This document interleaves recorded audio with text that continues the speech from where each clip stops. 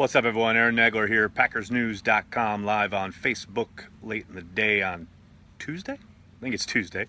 Packers obviously not having a public practice today, though we did hear from Mike McCarthy and the locker room.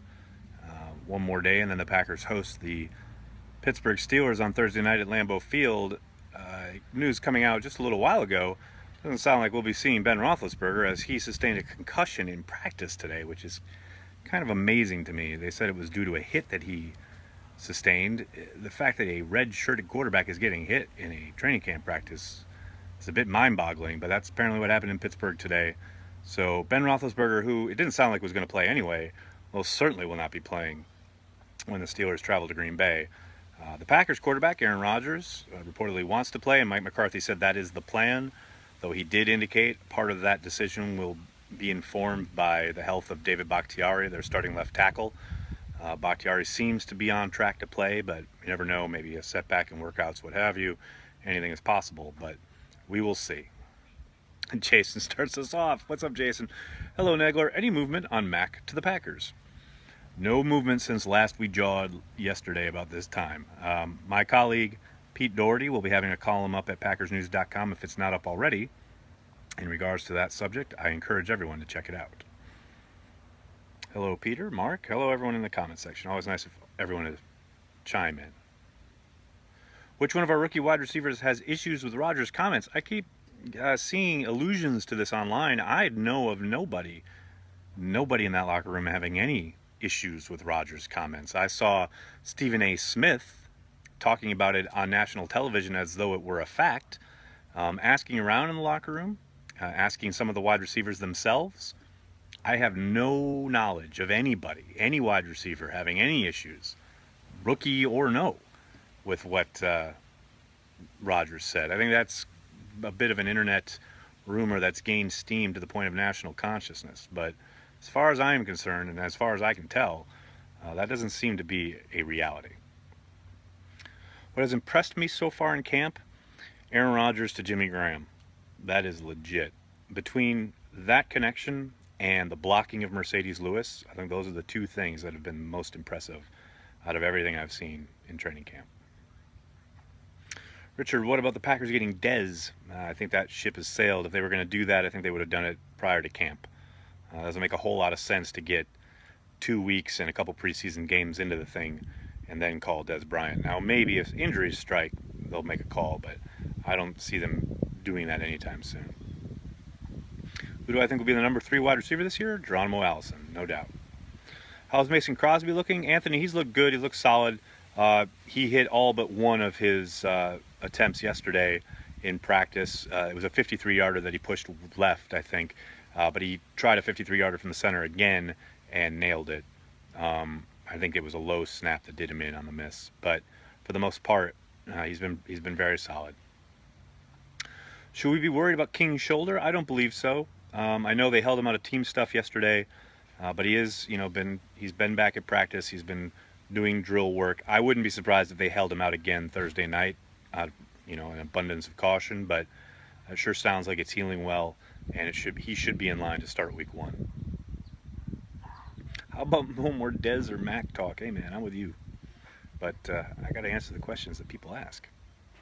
Yeah, there are a lot of those questions. Haven't heard a lot about Dean Lowry. Yeah, I think that's not a surprise. I don't think he's a particularly flashy player and a guy who's going to put up or make the kind of plays that are going to make people take note and maybe tweet them out. But he's a, lunch pail guy. He goes to work every day and he does his job, and you need ditch diggers in the world too, especially on defense. And while I think his ceiling may be limited, he definitely has value, and I think you saw some of that last year, and I think he's continuing to develop. How's the running back situation? I think it's good. They got some guys back at practice yesterday. Aaron Jones finally saw some of the field. Devontae Mays still remains out with that hamstring, but those young guys that they have seem to be stepping in when needed. I tend to think it'll still be a lot of Jamal Williams and Ty Montgomery early on in the season, but certainly combined with Aaron Rodgers, they are more than adequate.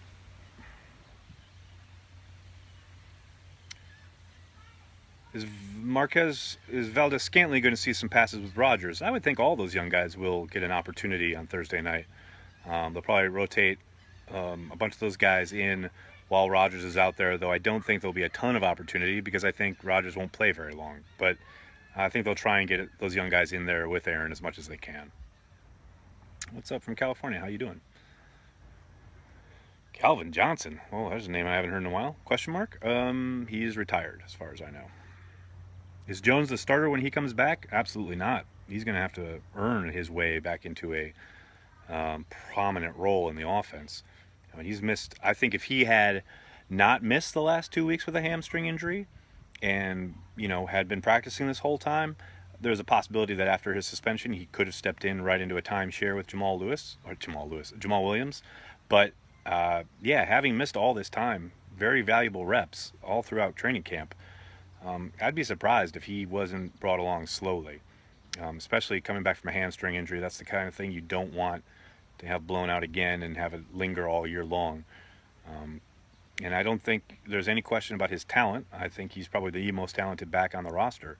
But you couple the suspension with this long absence due to the hamstring injury, I just can't imagine they're going to rush him back.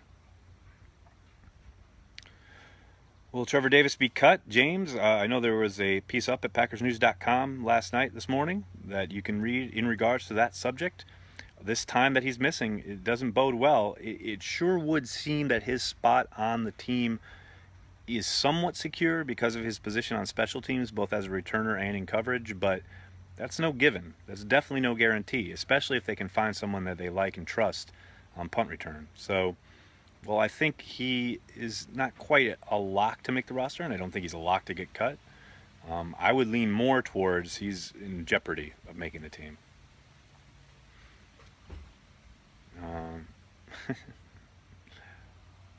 Am I ready to say goodbye to Hundley? Dennis, it doesn't matter what I think. I think the Packers aren't ready to say goodbye to Hundley yet. He'll probably be first up yet again on Thursday night after Rodgers takes a seat. How am I feeling about Vince Beagle? I thought he played pretty well on Thursday night, although maybe not quite as flashy as maybe some people were hoping for. I don't think he's ever going to be mistaken for Lawrence Taylor in his prime, but I thought you saw some really promising stuff, especially against the rush, and I don't think he was given too many opportunities to just pin his ears back and get after the quarterback. He's definitely a work in progress. You got to remember, this is his first full offseason in the NFL. Last year he missed pretty much everything, all spring and all summer, because of that injury he sustained in the rookie camp. So I think he's about where he should be. St. Brown getting better. George, I think he was hitting his stride, definitely coming out of family night into that week into the preseason game as the best work we've seen from him. He started slowly, but it sure seems like he's catching on. How does Tramel Williams look so far? I think he's looked great. I think there's definitely moments where some of these young guys with their spry legs can take advantage of him, and that's going to be an issue all year long. But you have a guy with this wealth of knowledge, and he's kept his body in such great shape. He knows every route combination any offense is ever going to throw at him, and he knows how to read wide receivers and how they want to make their breaks. I wouldn't be concerned about him. I think they'll start him on the outside. I think he's been taken advantage of a little bit in the slot, but I don't think that's a great position for him. I think they're training him there in case they need him there due to injury, but for the most part, I think you'll see him play outside, and I think you'll see him excel.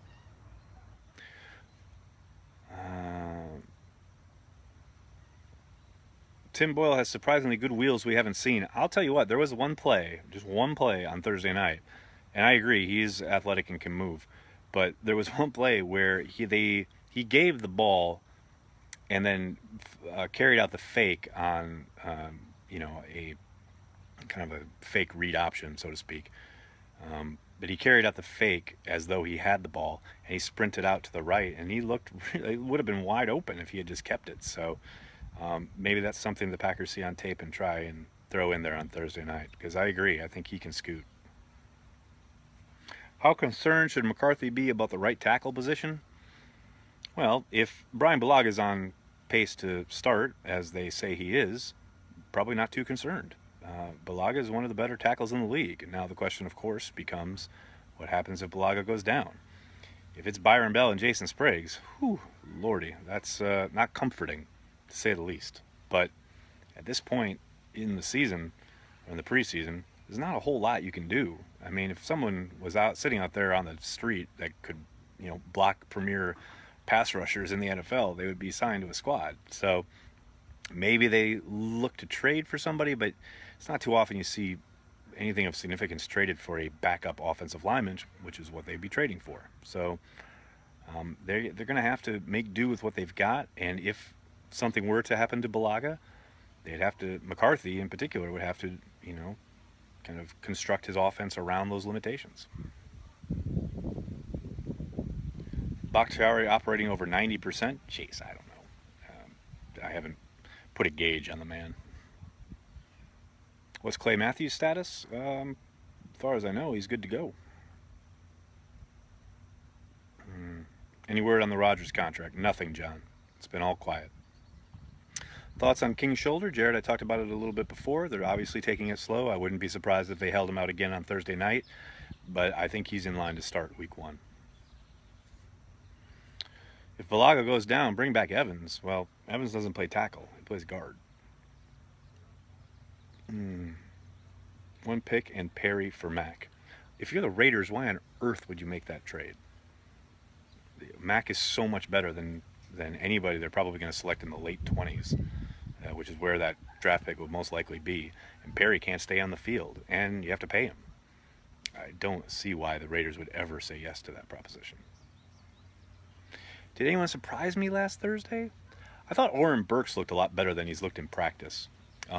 You see him sideline to sideline. He struggles against the run, and that's been apparent in practice because he gets yelled at a lot. But I do think that he showed better than I expected Thursday night. Thoughts on defensive line depth? Jared, I think it's really good. If Montrevious Adams can take the step they're hoping he can take, they could really have a formidable front that they can roll in bodies throughout the game and keep guys fresh into the fourth quarter, which is how you dominate. For all the hemming and hawing and wringing of hands when it comes to the secondary, if you can dominate up front, you can mask a lot of things. And right now the Packers have the makings of a group that could really get after the quarterback and make life miserable for offenses up front.